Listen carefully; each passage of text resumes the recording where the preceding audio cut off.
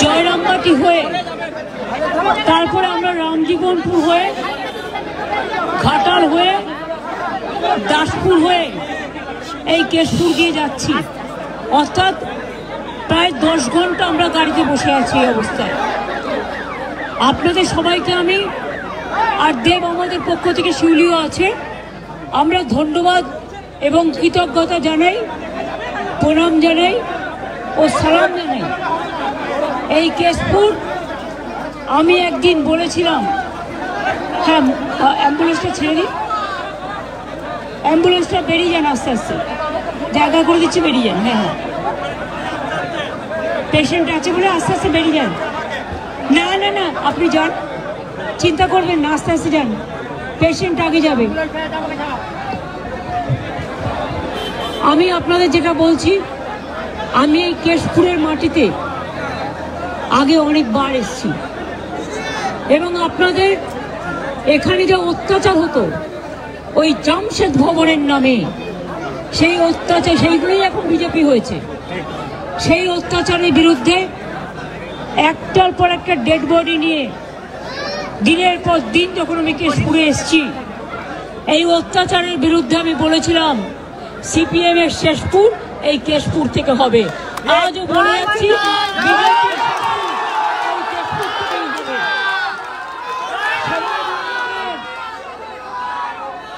এই ভোটার লিস্টের নামে আস্তে আস্তে ভোটার লিস্টের নামে এনআরসি করার প্ল্যান চলছে।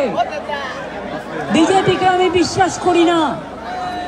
যাদের এপিক কার্ড আছেও, যাদের আধার কার্ড আছেও, যাদের রেশন কার্ড আছেও, তারা দয়া করে আবার ভোট তুলবেন।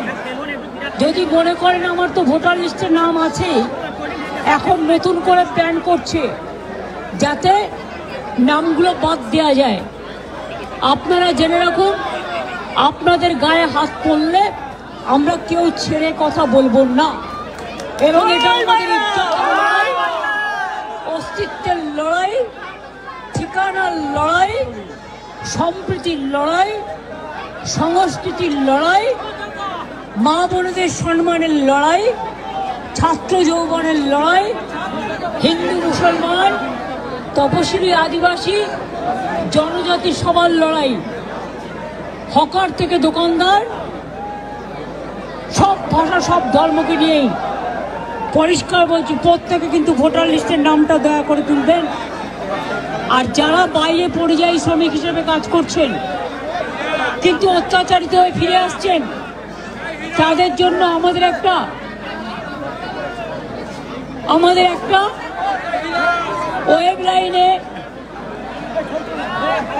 একটা পোর্টাল আছে পরিযায়ী শ্রমিকদের জন্য।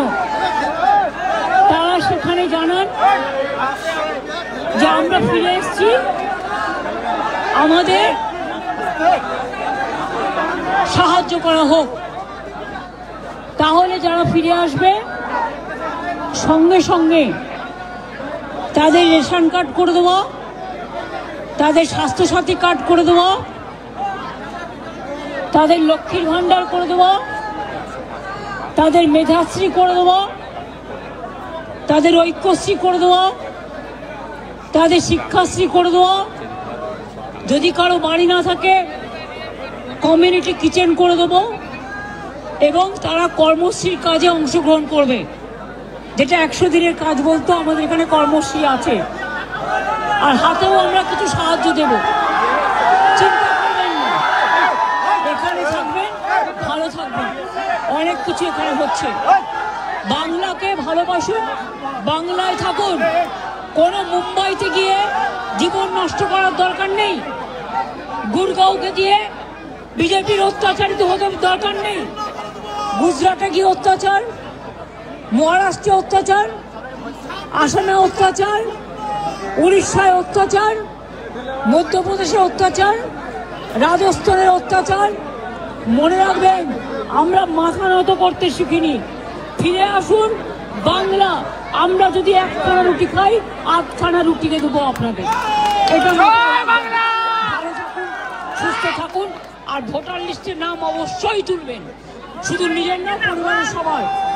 ভোটে নমিনেশন ফাইলের দিন পর্যন্ত ওরা কিন্তু নাম কাটে, আর গুজরাটে বসে বসেই প্ল্যানগুলো করছে।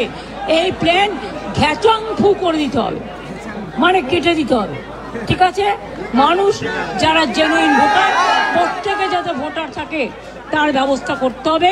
এটা আমাদের ঠিকানা, এটা আমাদের আশ্রয়, এটা আমাদের মায়ের শাড়ির আঁচল, এটা মাথায় রাখতে হবে, ঠিক আছে? সবাইকে মন দিয়ে করতে হবে।